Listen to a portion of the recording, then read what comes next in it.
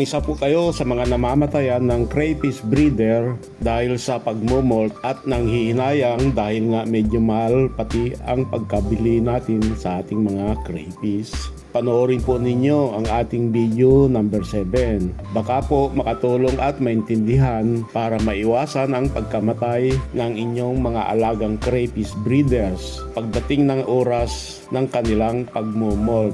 Baguhan lang din po ako at pinag-aaralan ko pa rin kung paano mag-alaga ng crayfish. Swerte naman po at after 2 months hindi pa ako nagkakaroon ng masamang karanasan. Sa bidyong ito ay i-discuss ko lang yung aking konting karanasan ng pag-aalaga ng aking mga breeder size na crayfish. Ito po yung 4 na trio sets ng crayfish na kabibili ko lang po. Ang 4 na trio sets na ito ay nasa 4 hanggang 5 buwan na siguro nang maibenta sa akin. Mukhang matatagalan pa silang magkaberid or mangitlog. Kasi nga sunod-sunod ang kanilang pagmolt.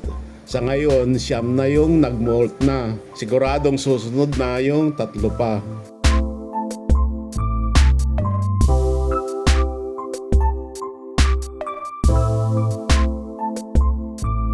Okay, ano ang palatandaan na magmumolt na ang mga breeder size na crayfish? First, sa aking mga observations, ang crayfish na magmumolt ay nanatiling nakalabas pa kahit umaga na. Mga nocturnal kasi sila, dapat nagtatago na sa mga hides sa araw. Pero sa aking naobserbahan, ang male na crayfish na ito nasa isang sulok lang ng pan at hindi pa ito bumabalik sa mga hides.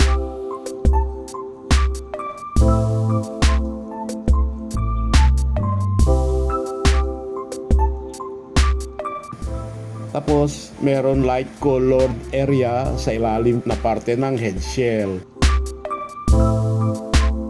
At parang nakaangat yung shell ng konti.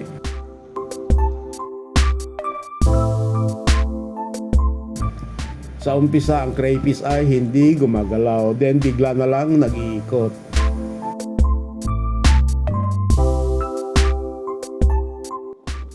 At pagkatapos noon ay tumihaya na siya at sa kalaunan ay nakatagilid na siya. At sabay-sabay sa pag-shake ng katawan at paggalaw-galaw or pagkalaykay ng mga legs at claws. Pagkaraan ng ilang sandali ay pansin nang umaangat ang shell sa head. Ang shell naman sa katawan ay kitang umpisa na rin lumuluwag.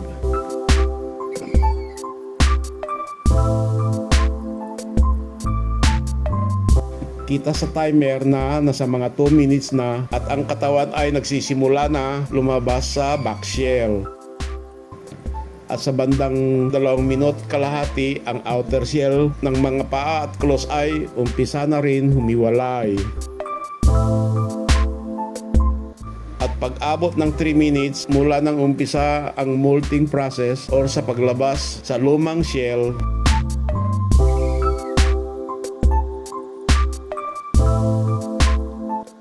makikita na ang crayfish ay pilit nang kinakalas ang kanyang mga legs at claws mula sa kanyang lumang shell.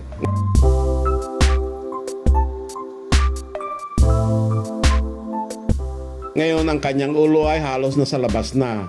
Kita na ang mga mata at ang mga antenas.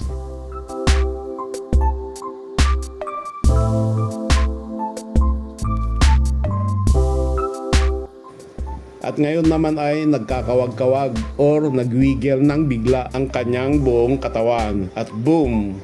Ang crayfish ay tumalsik na palabas sa kanyang lumang shell. Inabot din ng 5 minuto at 21 segundos mula nang tumihaya na siya hanggang sa pagkalabas niya sa old shell niya.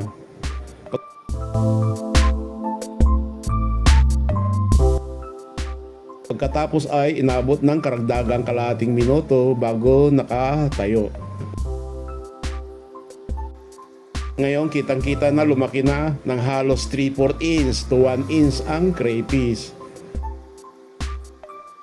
Dahil ang crayfish ay male, kitang-kita rin ang prominent na kulay red sa kanyang mga claws. Kumpara noong bago siya mag-molt na halos hindi mo makita ang pagka-red ng mga sipit. Ang kanyang sipit ay malayong mas malaki ngayon kaysa bago siya mag-molt. At kitang-kita rin naman ang malambot pa ang kanyang skin na parang jelly. Titigas pa yan para maging bagong shell niya talaga. Base sa mga impormasyon kong nakuha sa mga experienced growers ay aabot pa raw ng ilang araw bago talaga maging matigas na ang shell. Pagkatapos makawala ng crayfish sa kanyang lumang shell ay paulit-ulit pa rin gumugulong-gulong at umuunat-unat. Hindi ko na mabilang kung ilang beses. Bawat gulong at unat naman ng crayfish ay kitang-kitang lumalaki at humahaba naman siya. Ang paggulong at pag-unat niya ay inabot din ng mahigit kalahating oras bago ito pumasok sa isa sa mga hides. Okay, sa ating intro ay nabanggit ko tungkol sa pag-iintindi sa process ng pag-molt ng mga crayfish.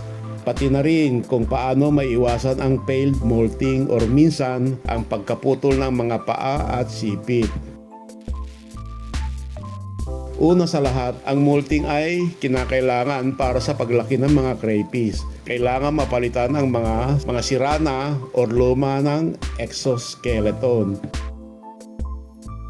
Ang exoskeleton ay yung shell ng crayfish para maintindihan natin.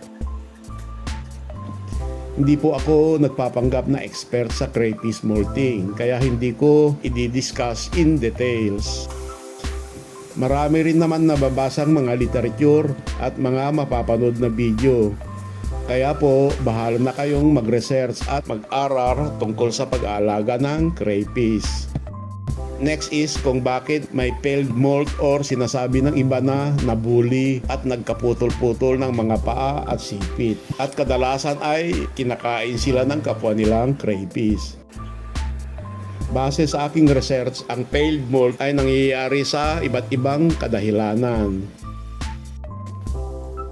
Ang una ay ang water quality, then ang health ng crayfish. Sa pag-molt ng mga crayfish, wala silang proteksyon. Napakahina pa nila, kaya mas malamang ay na-attack sila ng mga kasama nilang crayfish. Kadalasan sa pag-attack nga sa kanila, mas malamang kakainin din sila ng mga kasama nila. Kaya kadalasan ay nawawalan sila ng mga paa at sipit. Ang pinakamasaklap ay namamatay na lang sila. Itong mga ganitong attacks at cannibalism ay mangyayari kapag sobrang dami nila sa kanilang mga pan or kahit sa aquarium din.